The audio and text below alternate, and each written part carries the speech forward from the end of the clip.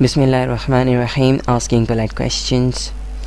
مکمل language course کے لیے برائے مہربانی وزٹ کیجیے میری ویب سائٹ www.atocofenglish.com.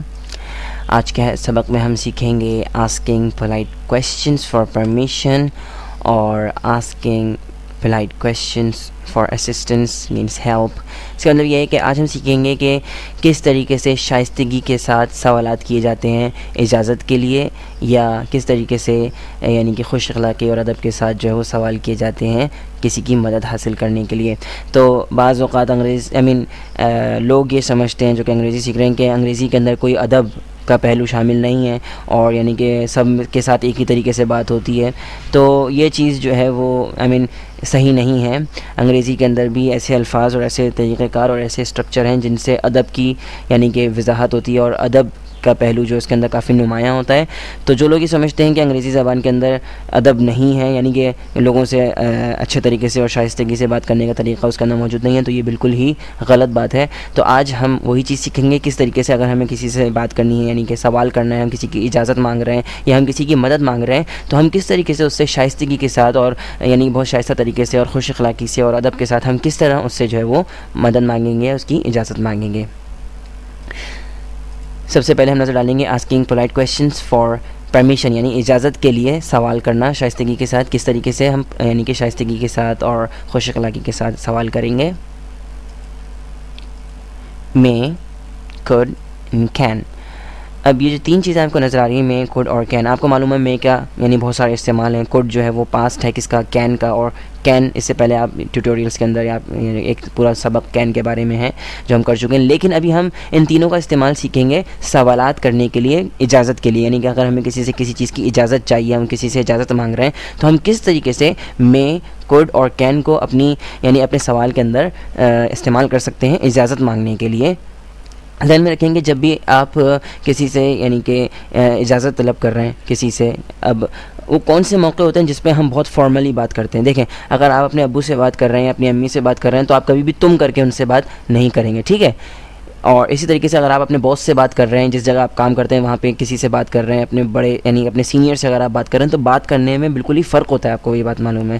اگر آپ نے کسی دوستوں سے بات کر رہے ہیں، آپ اپنے دوست سے باہر گھوم رہے ہیں دوستوں کے ساتھ اور ان سے بات کر رہے ہیں، تو آپ وہاں پہ آپ کر کے بات نہیں کرتے، عام طور پہ وہاں پہ تم کہہ کے پکارتے ہیں، ٹھیک ہے. تو یعنی آپ کو پتہ ہے کہ کہاں پر یعنی کہ بڑی خوش اخلاقی اور ادب کے ساتھ بات کرنی ہے. یعنی کہ آپ اپنی امی سے، اپنے والد سے بات کر رہے ہیں، تو وہاں پہ آپ بڑے ادب کا پہلو وہاں پہ نمایاں رہتا ہے. آپ بڑے ادب کے ساتھ ان سے بات کریں گے. اپنے باس سے اگر آپ بات کر رہے ہیں تو اپنے الفاظ کو بڑے ناپ تول کر استعمال کریں گے، ٹھیک ہے. لیکن اگر آپ اپنے دوستوں کے ساتھ بیٹھے ہوئے ہیں تو وہاں پر آپ یعنی کہ ان چیزوں کا استعمال یعنی اس طریقے سے ادب کا پہلو وہاں پر عام طور پہ نہیں ہوتا. بڑی یعنی فریلی آپ ان سے بات کرتے ہیں. ابھی ہم یہ سیکھ رہے ہیں کہ کس طریقے سے ہم کسی سے اگر ہم پرمیشن مانگ رہے ہیں، یعنی کہ اجازت اگر ہم کسی سے کسی چیز کے بارے میں مانگ رہے ہیں، تو ہم ظاہر سی بات ہے سوال کریں گے اس سے، ٹھیک ہے. اجازت کے لیے تو سوال کرنا پڑتا ہے. تو ہم یہ دیکھ رہے ہیں کہ ہم کس طریقے سے پولائٹلی، بڑی شائستگی کے ساتھ اور بڑے ادب کے ساتھ ہم وہ سوال کریں گے، ٹھیک ہے. تو اب یہ جو چیز ہے اس کے اندر میں، could اور can کا استعمال ہوتا ہے جب آپ کو کسی سے اجازت مانگنی ہے یا یعنی کہ پرمیشن مانگنی ہے، اور آپ اپنے باس سے کسی چیز کے بارے میں پرمیشن مانگنی ہے مثال کے طور پہ. تو آپ کہہ سکتے یعنی کہ کسی چیز کے بارے میں پرمیشن مانگنی، تو آپ کس طریقے سے استعمال کریں گے. آپ میں کو بھی استعمال کر سکتے ہیں، آپ could بھی استعمال کر سکتے ہیں، can بھی استعمال آپ کر سکتے ہیں. اپنے سوال کو آپ میں، could یا can سے شروع کریں گے. مثال کے طور پر may I come in. اب اپنے باس سے آپ آفس میں جانا چاہ رہے ہیں، آپ پوچھ رہے ہیں may I come in، ٹھیک ہے. تو یہ بہت ہی شائستگی کے ساتھ آپ پوچھ رہے ہیں ان سے کہ may I come in. اسی طریقے سے آپ کہہ سکتے ہیں could I come in اور can I come in. تو یہ تینوں جو ہیں وہ کیا ہیں، بڑے ہی پولائٹلی آپ ان سے پوچھ رہے ہیں، بڑی یعنی شائستگی کے ساتھ اور یعنی با ادب طریقے سے آپ ان سے پوچھ رہے ہیں کہ may I come in، کیا میں اندر آ سکتا ہوں. یا ان تینوں کے معنی ایک ہی ہیں، ٹھیک ہے. may I come in، could I come in اور can I come in، تینوں کے تینوں ایک ہی معنی ہیں کہ کیا میں اندر آ سکتا ہوں. اور آپ بڑے ہی ادب کے ساتھ یہ بات ان سے پوچھ رہے ہیں کہ جی کیا میں اندر آ سکتا ہوں یا مجھے اندر آنے کی اجازت ہے. اب آپ یہ سمجھ رہے ہوں گے بھائی یہ could کے تو پتہ نہیں کیا معنی ہوتے ہیں اور can کے کیا معنی ہوتے ہیں اور may کے کیا معنی ہوتے ہیں. بھائی ان کے کوئی بھی معنی نہیں ہے، ٹھیک ہے. یہ تو بات میں اپنے ہر ٹیوٹوریل کے اندر تقریباً سمجھانے کی کوشش کرتا ہوں کہ معنوں کے پیچھے مت بھاگیں، کام کے پیچھے بھاگیں کہ وہ کس طریقے سے استعمال ہوتا ہے. ابھی آپ یہ دیکھ رہے ہیں، میں آپ کو بتا رہا ہوں کہ may I come in اور could I come in اور can I come in، یہ تینوں کے تینوں کے معنی ایک ہی ہیں. آپ ان سے کسی سے بڑے ہی ادب کے طریقے سے، باادب طریقے سے آپ ان سے پوچھ رہے ہیں کہ بھائی کیا میں اندر آ سکتا ہوں، ٹھیک ہے. اگر اب آپ کو ان کو بہت ہی زیادہ شائستہ بنانا ہے، یعنی آپ اس جملے کو چاہتے ہیں اور بہت زیادہ شائستہ بناتے ہیں، بہت اس کے اندر بہت ہی ادب جو ہے نا ٹپک رہا ہو، تو آپ کیا کریں گے؟ اس کے لیے آپ اس میں اضافہ کر دیں گے پلیز کا.